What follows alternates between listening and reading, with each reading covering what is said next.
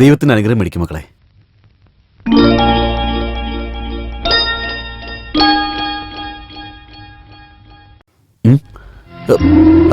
നിങ്ങൾ എന്താ മക്കളെ കാണിക്കുന്നത്? എഴുന്നേക്ക്.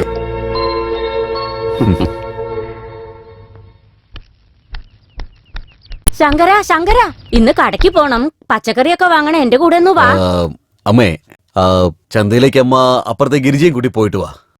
എനിക്ക് കുറച്ച് അത്യാവശ്യമായിട്ടുള്ള പരിപാടികളുണ്ട്.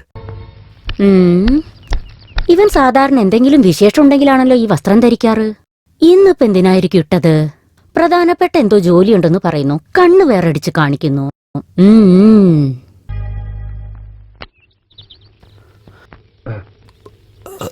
എന്തുപറ്റി? ഒരുപാട് സമയമായി. എന്റെ അനിയന്മാരുടെ കാത്തിരിക്കായിരിക്കും. ഞാനൊന്ന് പൊയ്ക്കോട്ടെ. എപ്പോ നോക്കിയാലും നിങ്ങൾക്ക് അനിയന്മാര് മാത്രമാണ്. അപ്പൊ ഞാൻ നിങ്ങൾക്ക് ആരുമല്ലേ? പിന്നെ കാണാം.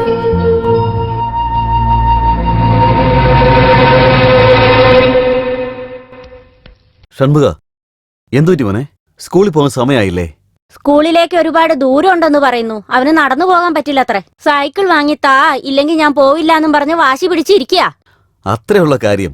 ഒരു സൈക്കിളല്ലേ, അത് എത്രയും പെട്ടെന്ന് ഞാൻ വാങ്ങിച്ചു തരാം. ഇപ്പൊ മോൻ പോവാൻ നോക്ക്. ചേട്ടാ, കാൽ നല്ല വേദനയുണ്ട്.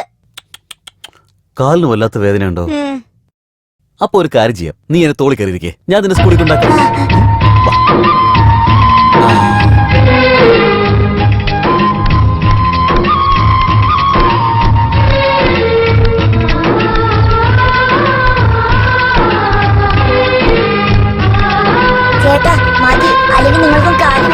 നീ സ്കൂളിലെത്തരട്ടെ, വല്ലാതെ വൈകിയാലേ അധ്യാപകൻ നിന്നെ തല്ലില്ലേ, അപ്പൊ നിനക്കും വേദനിക്കില്ലേ?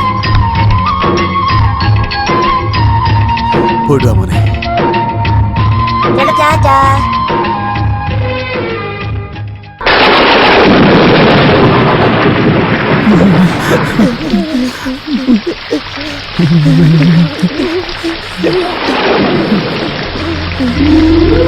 മഴക്കാല വരാൻ പോകുന്ന, ഓടൊക്കെ ഒന്ന് മാറ്റെന്ന് പറഞ്ഞിട്ട് നീ കേട്ടോ?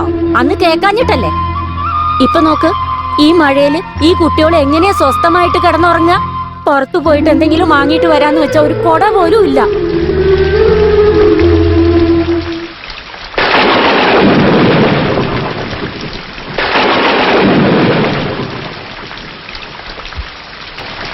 വരും മക്കളെ, ഈ കുടയ്ക്കകത്ത് കയറിയിരിക്കേ.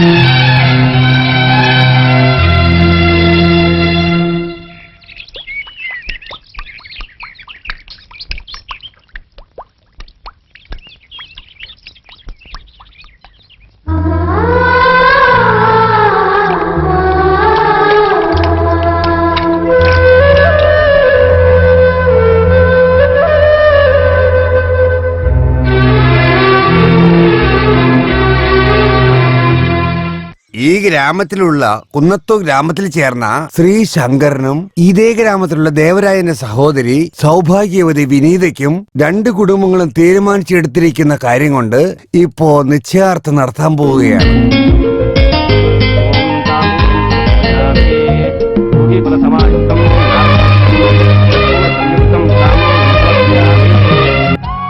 ശങ്കര്, നിന്റെ മനസ്സുപോലെ തന്നെ എല്ലാം ഭംഗിയായിട്ട് നടക്കും മോനെ. ഇത് 170 ഏക്കർ നിലവും പിന്നെ തോട്ടത്തിന്റെ പത്രവും ഇതിലുണ്ട്. പിടിച്ചോ. അയ്യോ, ഇതൊക്കെ എനിക്കെന്തിനാ? വേണ്ട വേണ്ട. ഇങ്ങനെ പറഞ്ഞാൽ എങ്ങനെയാ? ഇത് എങ്ങനെയായാലും എന്റെ അനിയത്തിക്ക് ചേരാനുള്ളതാ. മേടിച്ചോ, കുഴപ്പമില്ല, മേടിച്ചോ.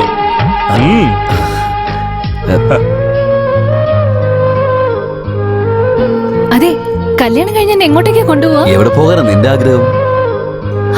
ഊട്ടിയിലേക്ക് പോയാലോ? ഊട്ടിയിൽ എന്താ ഉള്ളത്? അവിടെ ക്ലൈമറ്റ് അടിപൊളിയായിരിക്കും. നീ ഒന്ന് മൂളിയാ മതി, ആ ക്ലൈമറ്റ് ഞാൻ ഇവിടെ കൊണ്ടുവരാം. തമാശ കളിക്കല്ലേ, എന്നെ കൊണ്ടുപോവാന്ന് പറ. കൊണ്ടുപോകാം. ചേട്ടാ, എനിക്ക് മൂത്രമൊഴിക്കാൻ മുട്ടിട്ട് വയ്യ. എവിടേക്കാണ് പോണ്ടത് പറയോ? നോക്ക്, പുറകിലേക്ക് പോ, അവിടെ ടോയ്ലറ്റ് ഉണ്ട്. എവിടെയെന്നറിയില്ല, നിങ്ങളൊന്ന് കൂടെ വരുമോ? നീ തന്നെ പുറകിലേക്ക് പോയി നോക്ക്, ആ പറഞ്ഞോളൂ. ചേട്ടാ, എന്നെ നിങ്ങൾ തന്നെ ഒന്ന് കൊണ്ടുപോകുവോ? ഞാൻ കൊണ്ടുപോയിട്ടരാം. വാ മോനെ, വാ.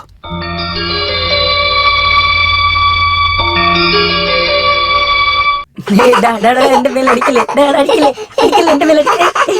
എന്റെ ദൈവമേ, എടാ നിങ്ങൾക്ക് കളിക്കാൻ വരെ സ്ഥലമൊന്നും കിട്ടിയില്ലേ? അവിടെ നേരക്ക് ചെല്ല്, പോകാനല്ലേ പറഞ്ഞേ? ശരിക്കും തെറ്റുപറ്റിപ്പോയതാ, ക്ഷമിക്കണം ഏട്ടത്തി. നിങ്ങളുടെ ഉദ്ദേശമൊക്കെ എനിക്ക് മനസ്സിലായതാ. ഇനി ഞാൻ എന്താ ചെയ്യാൻ പോകുന്നതെന്ന് മാത്രം കണ്ടോ. അയ്യോ എന്റെ ദൈവമേ, ഇത് മുഴുവനും തീർത്തോ? നിങ്ങളുടെ തലയ്ക്ക് വല്ല ഓളമുണ്ടോ? എന്തു പറ്റി? എന്തിനിങ്ങനെ ബഹളം വെക്കുന്നേ? നിങ്ങളിത് കണ്ടില്ലേ? എനിക്ക് വേണ്ടി എന്റെ ഏട്ടൻ വാങ്ങിച്ചെന്നതാ. ഇത് മുഴുവൻ ഞാൻ മാറി തീർത്തു, പിശാചുക്കള്. വരും മക്കളെ, നടക്ക്.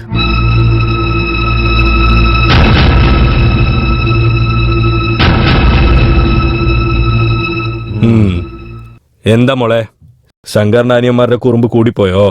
എന്റെ ഭഗവാനെ, ആ പിള്ളേരുടെ വികൃതിയെ സഹിക്കാൻ പറ്റാതെ. കല്യാണം കഴിഞ്ഞോണ്ട് ആദ്യം അവർ ഈ വീട്ടിൽ നിന്ന് പുറത്താക്കണം, എന്നാലേ സമാധാനം ഉണ്ടാവും. ശങ്കരനെ പ്രേമിക്കുന്നതിന് മുമ്പ് ഇതൊക്കെ ആലോചിച്ചിരിക്കണം. ആർക്കും ഒന്നും ചെയ്യാൻ പറ്റില്ല. നിന്റെ തലവിധിയാണ്.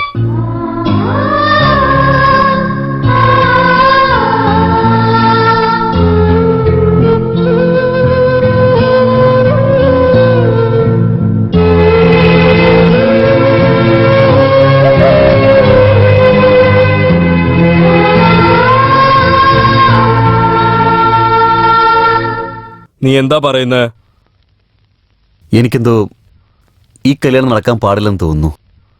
നിശ്ചയദാർത്ഥം കഴിഞ്ഞത് നാട് മൊത്തം അറിഞ്ഞു. ഇപ്പൊ കല്യാണം വേണ്ടെന്ന് പറഞ്ഞാൽ എങ്ങനെ? അത് മാത്രമല്ല, എന്റെ അനിയത്തിക്ക് എന്താ കുറവ്? എന്റെ ഭാര്യയായിട്ട് വരുന്ന പെണ്ണ് എന്റെ കുടുംബത്തെ കണ്ണിലെ കൃഷ്ണമണി പോലെ നോക്കുമെന്നാണ് ഞാൻ കരുതിയിരുന്നത്. പക്ഷേ കല്യാണത്തിന് മുമ്പ് തന്നെ ഇവള് എന്റെ അനിയന്മാരെ പുറത്താക്കാനാണ് ശ്രമിക്കുന്നത്. നിങ്ങൾ എന്നെ പറ, അതൊരു ശരിയായ കാര്യമാണോ? അതിലെന്താ തെറ്റ്? കല്യാണം ആവുന്ന പെണ്ണ് ഹസ്ബൻഡിന്റെ കൂടെ ഹാപ്പി ആയിട്ടിരിക്കണമെന്ന് ആഗ്രഹിക്കും. അതാ അവളും ചെയ്തത്. നിന്റെ അനിയന്മാരെ പുറത്താക്കൂന്നല്ലേ പറഞ്ഞേ, നടുറോട്ടി നിർത്തുന്നൊന്നും പറഞ്ഞില്ലല്ലോ. അതും അവൾ ചെയ്യില്ലെന്ന് എന്താ ഉറപ്പ്? ഞാൻ നിനക്ക് വേണ്ടി എന്തൊക്കെ ചെയ്തിട്ടുണ്ട്. വീടും സ്ഥലവും എല്ലാം ഞാൻ തന്നിട്ടുണ്ട്. ഇനിയും എന്തു വേണോ ചോദിക്ക്, ഞാൻ തരാം. നിങ്ങൾ തരുന്ന സ്വത്തൊക്കെ ആർക്കാ വേണ്ടത്? ഈ ലോകത്തില് എന്റെ അനിയന്മാരാണ് എനിക്ക് ഏറ്റവും വലുത്. അവരാണ് എന്റെ സ്വത്ത്. എന്നെയും എന്റെ അനിയന്മാരും തമ്മിൽ വേർപിരിക്കുന്ന ഒരു ബന്ധവും എനിക്ക് ആവശ്യമില്ല. നിങ്ങൾ അനിയത്തിയെ വേറെ ആർക്കെങ്കിലും കെട്ടിച്ചു കൊടുത്തോളൂ. നിക്ക്, എന്റെ അനിയത്തിക്ക് നിന്നെ ഇഷ്ടമായെന്ന് ഒരേ കാരണം കൊണ്ടാ നീ പാവപ്പെട്ടവനെന്ന് അറിഞ്ഞും ഈ വീട്ടിലൊരു പണിയും തന്ന് ഇവിടെ ഇരിക്കാൻ സ്ഥലവും തന്ന്. ഇത് കഴിഞ്ഞ് നിന്റെ ഗതി എന്താവും? എന്റെ ഗതി എന്താവുന്നോ? അധ്വാനിക്കാൻ എനിക്ക് നല്ല ശക്തിയുണ്ട്. ഈ മനോഹരമായ ലോകത്തിൽ കോടാനുകോടി ജോലികൾ എനിക്ക് വേണ്ടി കാത്തിരിക്കുന്നുണ്ട്. പിന്നെ വേറെ എനിക്ക് എന്താണ് വേണ്ടത്?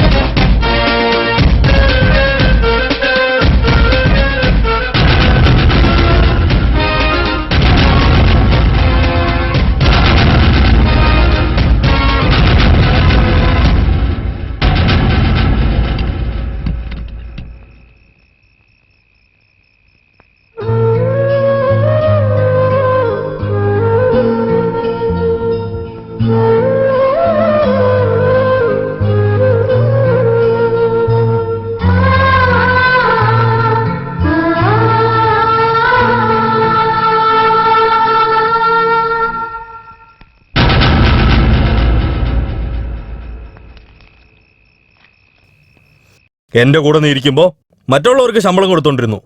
പക്ഷെ ഇപ്പോ കൂട്ടത്തിലൊരാളായിട്ട് കൂലി ജോലി ചെയ്ത് കൈകെട്ടി നിൽക്കുവാ അല്ലേ? ഹേയ്, നിന്റെ അനിയന്മാർക്ക് വേണ്ടിയാ എന്റെ അനിയത്തിയെ പൊക്കി എറിഞ്ഞിട്ട് പോയെ. ഞാനും നോക്കുവാടാ നിങ്ങളെല്ലാരും എത്ര ദിവസം ഒന്നായിട്ടിരിക്കുമെന്ന്.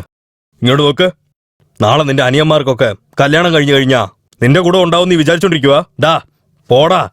ഞാനൊന്ന് പറയാം കേട്ടോ, ഒരു ദിവസം നിന്റെ അനിയന്മാരെല്ലാം നടുറോട്ടി നിന്നെ ഇട്ടിട്ട് പോകും കേട്ടോ. അപ്പോ എന്റെ അനിയത്തി ചെയ്തത് ശരിയാണെന്ന് ഓർത്തോർത്ത് നീ ഉരുകുവേടാ. അതൊരിക്കലും നടക്കാൻ പോകുന്നില്ല. തീർച്ചയായിട്ടും നടക്കും. അങ്ങനെയൊക്കെ ഞാൻ നിന്നെ വെല്ലുവിളിക്കുകയാണ്. ഞങ്ങൾ ഒന്നിച്ച് ജീവിക്കുന്നത് നീ കണ്ടിരിക്കും.